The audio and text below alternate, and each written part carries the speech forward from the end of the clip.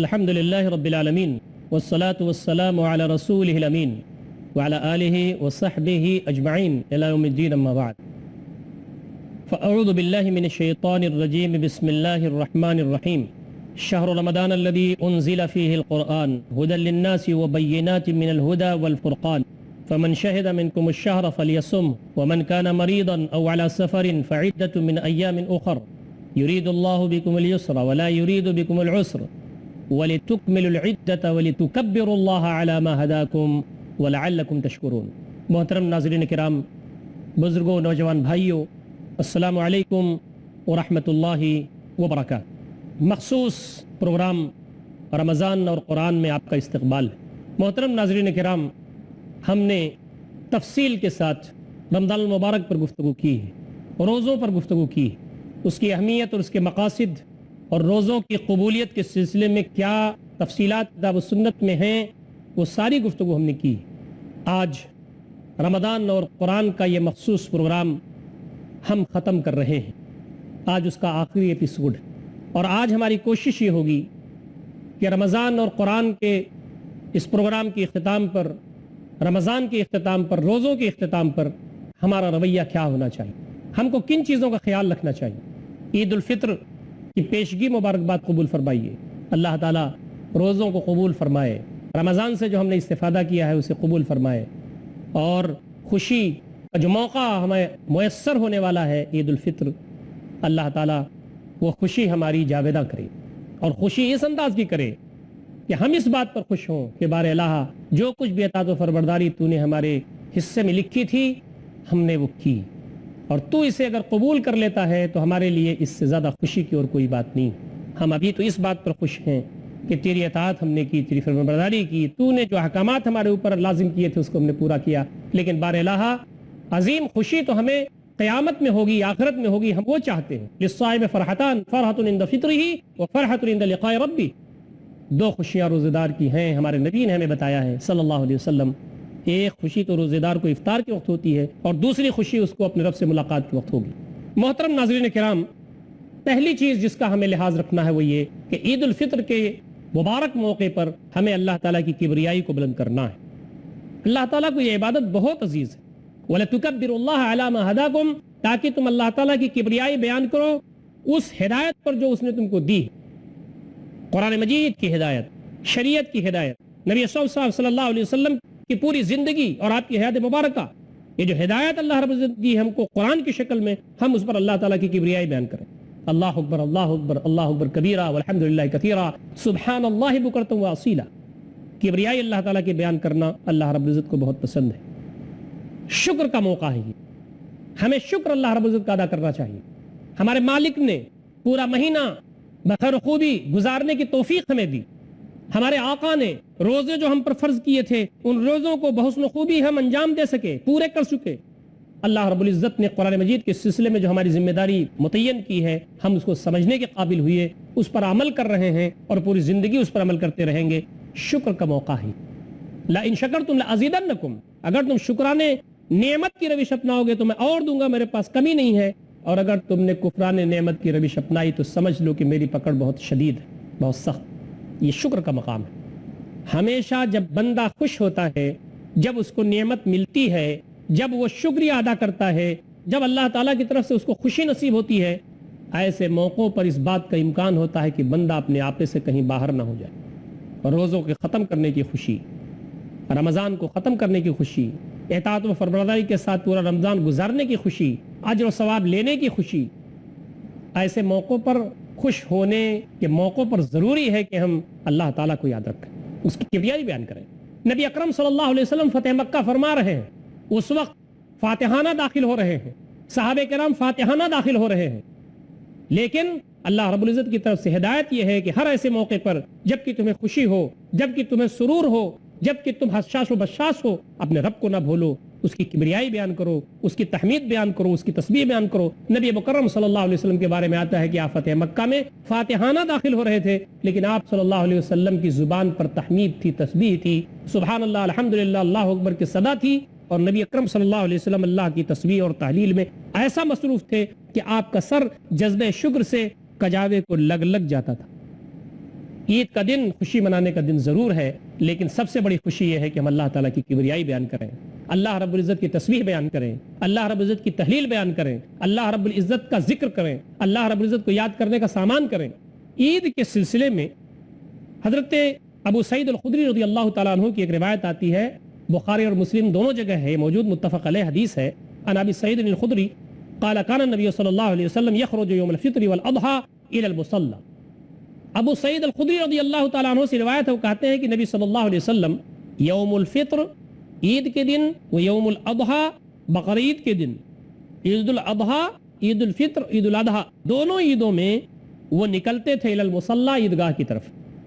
Foul شیء یبدأ به الصلاۃ، تو پہلی چیز نبی اکرم صلی اللہ علیہ وسلم جس سے شروع کرتے تھے، آغاز فرماتے تھے، وہ نماز ہوتی تھی، عید کی نماز۔ ثم ينصرف مقابل الناس، پھر نبی اکرم صلی اللہ علیہ وسلم پلٹتے تھے لوگوں کی طرف آپ رخ فرماتے تھے۔ والناس جلوس على صفوفهم، اور حال یہ ہوتا تھا کہ لوگ اپنی صفوں میں بیٹھے ہوئے ہیں۔ فیعظهم، نبی اکرم صلی اللہ علیہ وسلم ان کو نصیحت فرماتے تھے۔ ویامرهم، اور آپ صلی اللہ علیہ وسلم انہیں احکامات دیتے تھے، ہدایات دیتے تھے۔ وَإِن كَانَ يُرِيدُ أَن يَقْطَعَ بَعْثًا قَطَعَهُ، اور اگر نبی اکرم صلی اللہ علیہ وسلم ضرورت محسوس کرتے کہ کسی جگہ کوئی ٹکڑی، کوئی لشکر بھیجنا ہے، تو وہ بھی تشکیل فرماتے تھے آپ۔ خوشی کا مطلب یہ تھوڑی ہے کہ آج سارا کام کاج ہم بند کر کے اللہ تعالیٰ کی بارگاہ میں جو اس نے موقع ہم نے دیا ہے، اللہ تعالیٰ نے جو یہ ذری موقع دیا ہے، تو خوش ہوں گے بس۔ خوشی کا تصور اسلام کے اندر عام خوشیوں سے الگ ہے۔ جب بندہ خوش ہوتا ہے تو اللہ رب العزت کی کبریائی بیان کرتا ہے، بندہ خوش ہوتا ہے تو اللہ رب العزت کی تسبیح بیان کرتا ہے، تحلیل بیان کرتا ہے، بندہ خوش ہوتا ہے تو عاجزی اور انکساری میں آگے بڑھتا ہے۔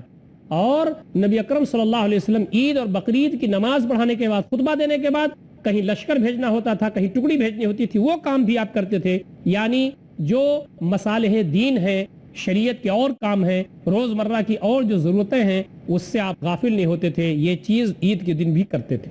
اس سے یہ پتہ چلتا ہے کہ آدمی بیکار رہے، وقت کو ضائع کر دے، لہو لعب میں رہے، بیجا خوشیاں منائے، اسلام میں محمود نہیں ہے۔ یامر بشیء امر به ثم ينصرف، نبی اکرم صلی اللہ علیہ وسلم کو اور بھی کچھ احکامات دینے ہوتے تھے، وہ دیتے تھے، پھر آپ صلی اللہ علیہ وسلم عیدگاہ سے واپس آتے تھے۔ یہ بخاری شریف کی روایت ہے۔ محترم ناظرین کرام، مہینہ ختم ہو رہا ہے، عید کی خوشی آ رہی ہے، تو ایک چیز جو بہت اہم ہے وہ ہے زکوٰۃ الفطر، جس کو آپ فطرہ کہتے ہیں، صدقۃ الفطر، زکوٰۃ الفطر۔ عید کا چاند نکلنے سے لے کر کے جب تک آدمی نماز نہیں پڑھ لیتا یا مصلی کی طرف نہیں جاتا، عیدگاہ کی طرف نکلتا نہیں، اس وقت ہے اس کا وقت نکالنے کا۔ بعض لوگوں نے گنجائش یہ دی ہے کہ یہ 1-2 دن پہلے بھی نکالا جا سکتا ہے تاکہ مستحقین تک پہنچ جائے۔ روزے کے درمیان کوئی چیز اگر نامناسب ہو گئی ہے، اس کا کفارہ بھی بن جاتا ہے۔ اور دوسرا بڑا مقصد اس کا یہ ہے کہ غربا، مساکین، لاچار، مجبور مستحقین جن کے پاس کھانے پینے کی چیز نہیں ہے، اسلام یہ چاہتا ہے کہ ایسے دن ان کے گھر میں بھی غلہ ہو، وہ بھی خوشی منائیں، کھا پی لیں، اچھے انداز سے عید منائیں۔ قال النبی صلی اللہ علیہ وسلم زکاة الفطر صاع من تمر او صاع من شعیر علی العبد والحر والذکر والانثى والصغیر والکبیر من المسلمین، رواہ البخاری ومسلم۔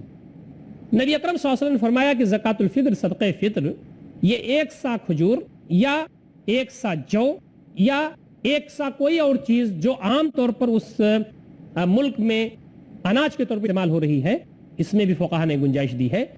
تو کہا کہ زکوٰۃ الفطر 1 سا کھجور یا 1 سا جو ہے۔ یہ غلام کی طرف سے بھی ہوگا، یہ آزاد کی طرف سے بھی ہے، مرد کی طرف سے بھی ہے، عورت کی طرف سے بھی ہے، چھوٹے کی طرف سے بھی ہے، بڑے کی طرف سے بھی ہے۔ یہاں تک کہ عید کی رات میں اگر کوئی بچہ پیدا ہوتا ہے تو اس کی طرف سے بھی ادا کرنا چاہیے۔ یہ متفق علیہ روایت ہے۔ तोहरत लिस्साइम मिन अल-लग़वी व-रफ़्थि क़ब्ल सलात ईद, ये साइम रोज़ेदार के लिए पाकीज़गी है, पाक करना है उसके रोज़े को, उसकी इबादत को लग़व से, रफ़्स से और मुख्तलिफ़ चीज़ों से।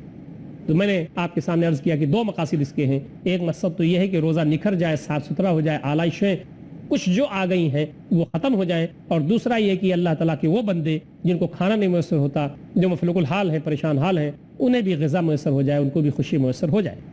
ईद के दिन खुशी मनाने की लिमिटेशंस हैं। खुशी मनाना चाहिए, मना सकते हैं हम, लेकिन खुशी ऐसी होनी चाहिए कि अल्लाह रब्बुल इज़्ज़त को भूले नहीं आदमी। खुशी ऐसी होनी चाहिए जिसमें लहो लईब ना हो।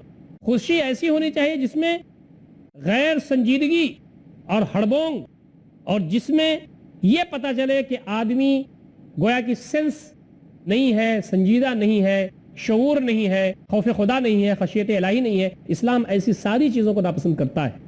रवात उम्मुल मोमिनीन आयशा रज़ियल्लाहु तआला अन्हा दखला अलैया रसूलुल्लाह सल्लल्लाहु अलैहि वसल्लम, हज़रत आयशा रज़ियल्लाहु तआला अन्हा बयान करती हैं कि नबी अकरम सल्लल्लाहु अलैहि वसल्लम मेरे पास तशरीफ़ लाए। वइंदी जारियतान तुगन्नियान, मेरे पास दो बच्चियां थीं, गा रही थीं, बिगिना गा रही थीं।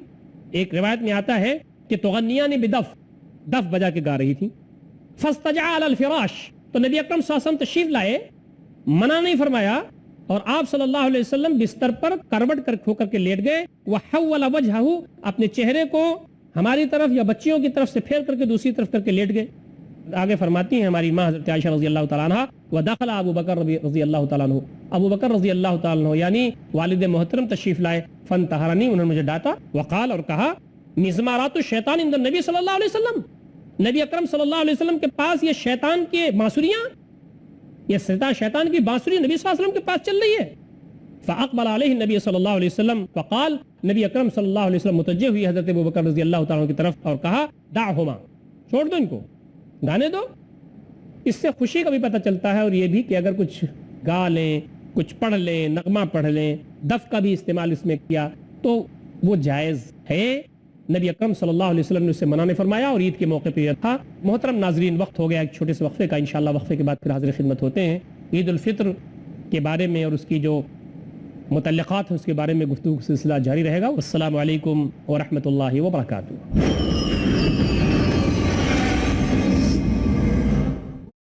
बिस्मिल्लाहिर्रहमानिर्रहीम।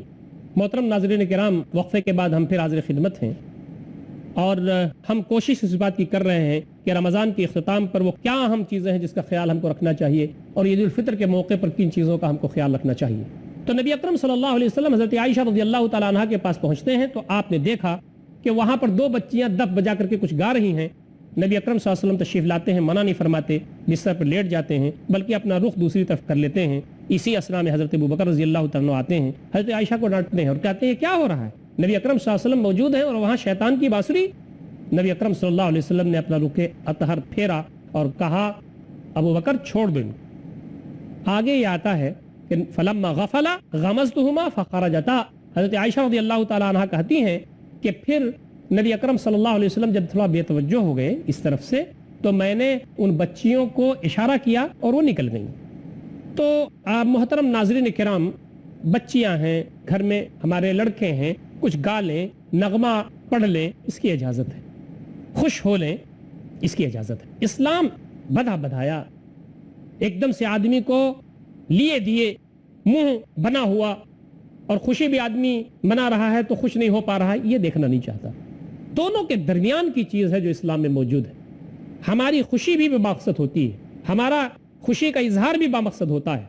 तो ये जो हदीस में आपके सामने कोट की है, ये सब बामकसद और बामाना है। हमारी कोशिश इस बात की होनी चाहिए कि हम उन ख़ास चीज़ों का लिहाज रखें जो असल हमारे दरमियान गैर मामूली हैं और जिसकी ज़रूरत शरीयत में है और जो मकासद शरीयत से मुतल्लिक़ है। चंद चीज़ें हैं, मैं एक ताराना नज़र डालता हूँ और इस बात की मैं ख्वाहिश आपसे करता हूँ, गुजारिश करता हूँ कि उन चीज़ों को आप अपने सामने रखें और उनका लिहाज रखें। बहुत सारी चीज़ें ऐसी यकीनन होंगी जो छूट जाएंगी। आप इस वक्त किताबें मौजूद हैं, पम्फलेट्स मौजूद हैं, रिसाले मौजूद हैं, आप खुद मुताला करते हैं, हमारी ख़वातीन और बहनें भी, माँ और बहनें भी मुताला करती हैं। ईद के सिलसिले में चंद चीज़ों का लिहाज रखना ज़रूरी है। नंबर 1, तकबीर, अल्लाहु अकबर ला इलाहा इल्लल्लाह वल्लाहु अकबर वलिल्लाहिल हम्द। गुरूब शम्स से लेकर के ईद के मैदान तक, ईदगाह तक जाते हुए اس وقت تک یہ سلسلہ ہم کو اٹھتے بیٹھتے سوتے جاگتے چلتے پھرتے کرنا چاہیے۔ دوسری چیز یہ ہے کہ عید کے لیے غسل کرنا بہتر ہے اور خوشبو لگانا چاہیے، اچھے کپڑے پہننے چاہیے۔ تیسری چیز، عید کے لیے نکلنے سے پہلے کچھ کھا لینا مسنون ہے، چاہے چند کھجوریں ہی کیوں نہ ہو، اس کو کھانے کے بعد ہی عید الفطر کے لیے جانا چاہیے، اس لیے کہ آدمی رمضان بھر روزے سے رہا، اب اللہ رب العزت نے اجازت دی ہے تو اب اللہ تعالیٰ کی اطاعت یہ ہے کہ جب اس نے کہا ہے کھانے کے لیے تو ہم کھائیں، اور نبی اکرم صلی اللہ علیہ وسلم چند کھجوریں کھا کر کے ہی عیدگاہ جایا کرتے تھے۔ چوتھی چیز، عیدگاہ جاتے ہوئے تیز تیز تکبیر پڑھنا ہے، دھیرے دھیرے نہیں، تیز تیز۔ اللہ رب العزت کو یہ بہت پسندیدہ ہے کہ تیز تیز اس کی کریائیں بیان کی جائے۔ چھٹی چیز کہ عیدگاہ میں نماز ادا کی جائے۔ اب تو کچھ بڑے شہروں میں صورتحال یہ پیدا ہو گئی ہے کہ عیدگاہ کے لیے جگہ تنگ ہو جا رہی ہے وغیرہ وغیرہ، تو لوگ مسجدوں میں نماز پڑھتے ہیں، وہاں بھی نماز ہو جاتی ہے، لیکن زیادہ بہتر یہ ہے کہ آدمی عیدگاہ میں نماز پڑھے۔ ساتویں چیز، بچوں کو عیدگاہ لے جانا، عید الفطر کے لیے لے جانا مسنون ہے۔ نبی اکرم صلی اللہ علیہ وسلم کے زمانے میں صحابہ کرام اپنی عورتوں کو بھی عیدگاہ لے جاتے تھے، اپنے بچوں کو بھی لے جاتے تھے۔ ہمارے ہاں صورتحال یہ بن گئی ہے کہ ہم نے عورتوں کو بالکل کاٹ کے رکھ دیا ہے، نہ جمعہ میں وہ شریک ہو پاتی ہیں اور نہ عید میں شریک ہو پاتی ہیں، دین کی بہت ساری تعلیمات سے وہ ناواقف ہوتی ہیں۔ نبی اکرم صلی اللہ علیہ وسلم کے زمانے میں، خلفائے راشدین کے زمانے میں اس کا اہتمام تھا، اور آج بھی بہت ساری جگہوں پر اس کا اہتمام ہے، اور اس کے ثمرات اور نتائج بھی ہمارے سامنے آتے ہیں۔ تو عورتوں کو اور بچوں کو بھی عیدگاہ میں اپنے ساتھ لے جانا چاہیے، ان کی نشستیں، اس کی جگہیں جیسا کہ دین نے بتایا ہے، شریعت نے بتایا ہے، ان کا خاص خیال کرنا چاہیے اور ان کی نشستیں بنانی چاہیے، اس کا اہتمام کرنا چاہیے۔ آٹھویں چیز، نماز کی ادائیگی 2 رکعت ہوگی۔ پہلی رکعت میں 7 زائد تکبیریں ہوں گی تکبیر تحریمہ کو چھوڑ کر، اور دوسری رکعت میں 5 زائد تکبیریں ہوں گی۔ نبی اکرم صلی اللہ علیہ وسلم عام طور پر عیدین میں اور جمعہ میں پہلی رکعت میں سبح اسم ربک الاعلیٰ پڑھتے تھے اور دوسری میں پڑھتے تھے سورہ غاشیہ، پہلے میں سورۃ الاعلیٰ اور دوسرے میں سورۃ الغاشیہ۔ اس کا لحاظ رہے تو زیادہ اچھا ہے، ویسے کوئی بھی سورہ پڑھ دی جائے تو عید ہو جاتی ہے اور نماز ہو جاتی ہے، لیکن یہ پڑھی جائے تو زیادہ اچھا ہے۔ مسلم شریف کی روایت ہے۔ 9ویں چیز یہ ہے کہ خطبہ کو غور سے سننا۔ نماز کے بعد خطبہ نبی اکرم صلی اللہ علیہ وسلم دیتے تھے، یہ سنت ہے، تو خطبے کو سننا کار ثواب ہے۔ بہت سارے لوگ اٹھ کر کے جانے لگتے ہیں، کیا کرتے ہیں؟ جا کر کے ادھر ادھر بیٹھتے ہیں، گپ کرتے ہیں، ہنسی مذاق کرتے ہیں، دوسرا کام کرتے ہیں۔ تھوڑی دیر بیٹھ کر کے خطبہ سننا چاہیے، تو اس سے آدمی کو جذبہ پیدا ہوتا ہے، دین پر آگے بڑھنے کی طرف یہ مانگے۔ 10ویں چیز یہ کہ عید کی مبارکباد دینا صحابہ کرام سے ثابت ہے۔ عن جبیر بن نفیر قال كان اصحاب رسول الله صلی اللہ علیہ وسلم اذا التقى يوم العید يقول بعضهم لبعض تقبل الله منا ومنك۔ ابن حجر عسقلانی رحمۃ اللہ علیہ اس حدیث کے بارے میں کہتے ہیں کہ اس کی اسناد صحیح ہے، حسن ہے۔ جبیر بن نفیر سے مروی ہے کہ اصحاب رسول صلی اللہ علیہ وسلم جب ملتے تھے عید کے دن تو ایک دوسرے کو مبارکباد دیتے تھے، اور کیا کہتے تھے؟ تقبل اللہ منا ومنک، اللہ تعالی ہماری جانب سے اور آپ کی جانب سے قبول فرمائے۔ یہ ایک دوسرے سے کہتے تھے، عید میں یہ کہہ سکتے ہیں ہم، یہ صحابہ کرام سے ثابت ہے، صحابہ کرام ایسا کیا کرتے تھے۔ کچھ اور چیزیں بھی ہیں جو ہم عید کے موقع پر ہمیں اس کا خاص لحاظ کرنا چاہیے۔ غربا ہیں، مساکین ہیں، یتیم ہیں، لاچار ہیں، مجبور ہیں، مستحقین ہیں، یتامہ ہیں، بیوائیں ہیں، ان کو مت بھولیے۔ افطار کٹ بنائیے، ان تک پہنچائیے۔ ہماری کوشش یہ ہونی چاہیے کہ سب سے بڑی خوشی یہ ہے کہ ہم کسی کے دل میں خوشی ڈال دیں۔ خود اچھے اچھے کپڑے پہن لینا، خود اچھا اچھا کھا لینا، خود اچھی اچھی خوشی بیان کرنا، خود اپنے بچوں کو خوش کر لینا، یہ کوئی خوشی نہیں ہے۔ سب سے بڑی خوشی یہ ہے کہ کسی یتیم کے، کسی بیوہ کے، کسی ضرورت مند کے، کسی مفلوق الحال شخص یا اس کے گھر میں آپ خوشی ڈال دیں۔ یتیم بچہ ہے، اس کے باپ نہیں ہے، وہ دیکھتا ہے کہ اس کے علاوہ اور بچے، ان کے باپ نئے نئے کپڑے بنوا دیا انہوں نے، وہ ٹہل رہے ہیں، وہ پریشان ہوتا ہے۔ بیوہ ماں کڑتی ہے اندر سے۔ کتنے یتیم ایسے ہیں جو آپ کے نظر کرم کے محتاج ہیں۔ اللہ رب العزت ان کو بھی آزما رہا ہے، آپ کو بھی آزما رہا ہے۔ انا وکافل الیتیم ہاتین فی الجنہ، میں اور یتیموں کی کفالت کرنے والے جنت میں ایسے ہوں گے۔ آپ 6واں کپڑا بھی بنوائیے، 7واں کپڑا بھی بنوائیے، آپ کے پاس 5 بچے ہیں، 4 بچے ہیں، 10 لوگ ہیں، آپ 11واں 12واں بھی کپڑا بنوائیے، وہ کسی بیوہ کا ہو، وہ کسی یتیم کا ہو۔ خود خوش ہو لینا یہ کوئی بڑی بات نہیں ہے، کسی غمگین شخص کے دل میں خوشی ڈالنا یہ سب سے بڑی خوشی ہے، عید کا پیغام ہے۔ اس سلسلے میں ہمیں آگے بڑھنا چاہیے، کوشش کرنا چاہیے۔ آخری بات دوستوں اور ساتھیوں اور بزرگوں مجھے کہنا ہے وہ یہ، رمضان میں جس کی عبادت ہوتی تھی وہ حی ہے، قیوم ہے، ہمیشہ رہنے والا ہے۔ ہم میں سے بعض لوگ ایسے ہیں جو رمضان میں نماز پڑھتے ہیں، رمضان میں روزے رکھتے ہیں، پھر اللہ تعالیٰ کو بھول جاتے ہیں۔ یہ عبادت رائگاں جاتی ہے۔ بعض اسلاف نے تو کہا ہے کہ یہ عباد و رمضان ہیں، یہ رمضان کے بندے ہیں۔ صرف مسجد آباد رونق تھی، جہاں عید کی نماز پڑھی ساری زنجیر ٹوٹی، اب نہ اللہ تعالیٰ یاد ہے، نہ اللہ کے رسول کی تعلیمات یاد ہیں، نہ نمازوں میں رغبت ہے وغیرہ وغیرہ۔ تو رمضان کے روزے تو فرض ہیں، اللہ کے نیک بندے نفل روزے بھی رکھتے رہتے ہیں پورے سال، نبی اکرم صلی اللہ علیہ وسلم نے بتایا ہے۔ اور اللہ کے بندے جیسے رمضان میں انہوں نے قیام لیل کیا ہے، رمضان کے بعد پورے سال وہ قیام لیل کرتے رہتے ہیں۔ اور اللہ تعالیٰ کے وہ بندے جو اللہ رب العزت کے لیے عبادت کر رہے ہیں، نمازیں پڑھ رہے ہیں، وہ رمضان کے بعد بھی نماز پڑھتے ہیں۔ یہ رمضان کیا ہے؟ یہ روزہ کیا ہے؟ یہ انرجی دیتی ہے، یہ ہم کو طاقت دیتی ہے، یہ بیٹری چارج کرتی، ہماری بیٹری چارج ہو گئی، ہم اس ٹریننگ کورس سے گزر گئے، ہماری ٹریننگ ہو گئی۔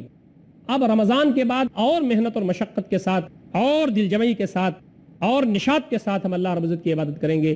یہ جذبہ ہمارے اندر پیدا ہو گیا۔ رمضان ختم ہوتے ہی آدمی باغی ہو جائے، رمضان ختم ہوتے ہی آدمی نافرمان ہو جائے، رمضان ختم ہوتے ہی آدمی اللہ رب العزت کی جو اطاعت و فرمانبرداری کر رہا تھا اس کے خلاف اللہ تعالیٰ کی نافرمانیاں کرنے لگے، اس کا مطلب یہ ہے کہ اس نے رمضان کو سمجھا ہی نہیں، اس نے عبادات کو جانا ہی نہیں، اس نے روزے کی اہمیت کو سمجھا ہی نہیں، اس نے یہ ساری فضیلتیں جانی ہی نہیں، اور اللہ رب العزت کی اطاعت و فرمانبرداری کیا ہوتی ہے وہ اس کے پلے ہی نہیں پڑی۔ العیاذ باللہ۔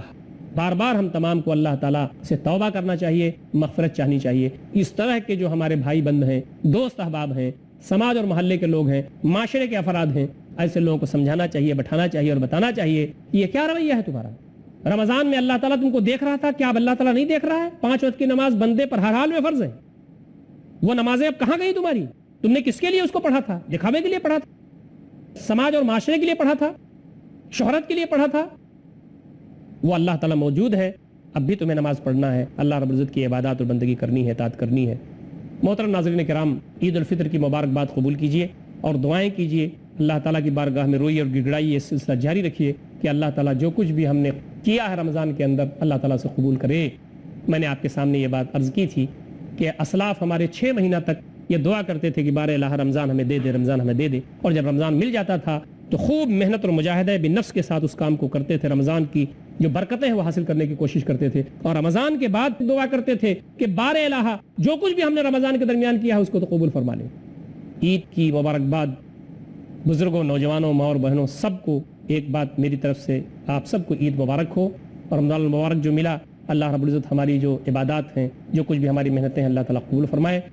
اقول قولی ھذا استغفر اللہ لی ولکم اجمعین واستغفروہ انہ الغفور الرحیم، وآخر دعوانا الحمد للہ رب العالمین، والسلام علیکم ورحمۃ اللہ وبرکاتہ۔ ومن the Quran, it is Ramadan.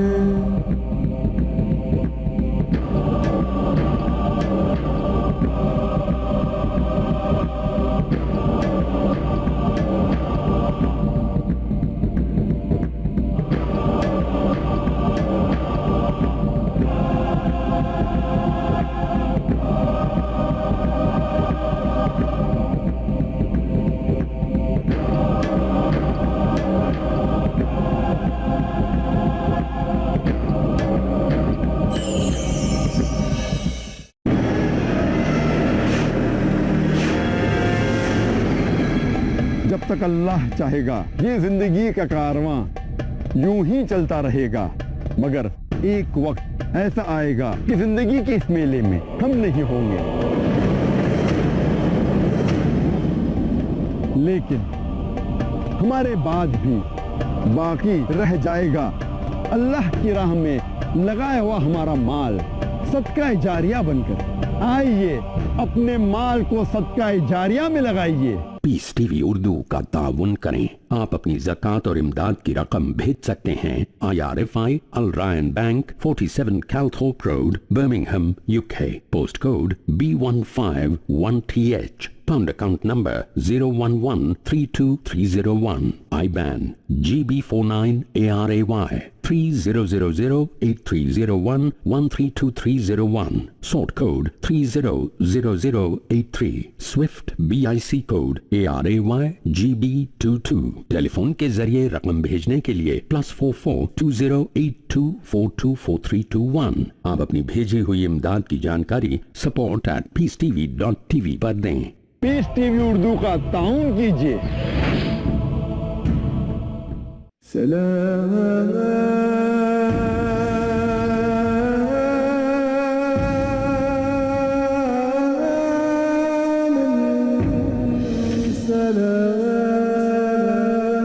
Quran वो सुन्नत की रोशनी में, इस्लाम की मुकम्मल रहबरी में,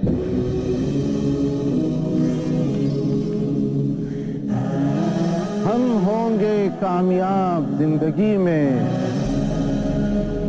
जानिए वो बातें जिनसे निखरते हैं मोमिनीन, रियाजुस सालिहीन। जानिए वो कारा